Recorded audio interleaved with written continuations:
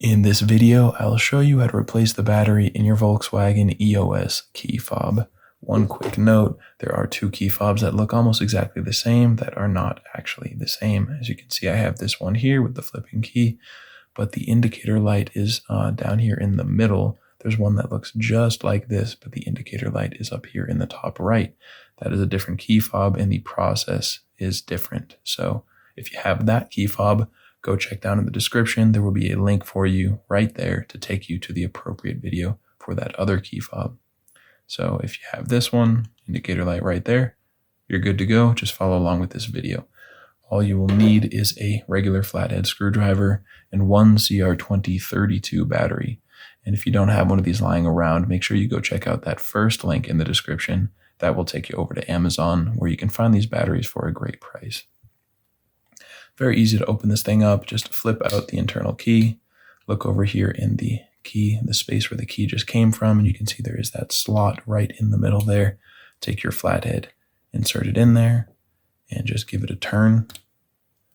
And you can see this will start to come apart. You can now just pull it apart and put this top half to the side. Now, working with this piece here, we're also just going to be coming in this space where the key was, and this time, just gently holding the device. Don't squeeze down on it, just hold. Put your flathead in here and pry just to push off this back piece. So we're going in and we're prying off that edge there. Oops. And once you have it open a little bit, you can just pull it apart with your fingers. And now we have access to the battery. So up here in the corner, there is a little space for us to put our flathead screwdriver, the very same one, and just gently try to get under the battery. Gently lift it up. Let's see if we can get it. There we go. Just gently lift it up. It'll be a little bit easier with a smaller flathead, but this works just fine. Now, when you're putting in your new CR2032 battery, make sure the positive side that has the text on it is facing down. And you'll just simply click that into place, positive side down. Can now just go about reassembling the key fob. So just set these two in their place and squeeze. And now we can just slide this right on there and snap it back into place.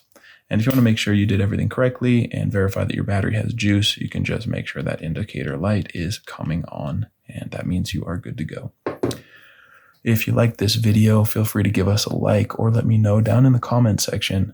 And if you ever need help with another one of your key fobs, we have you covered here on this YouTube channel with a tutorial just like this one. And you can also get all of this information and more over at our website, FobBattery.com.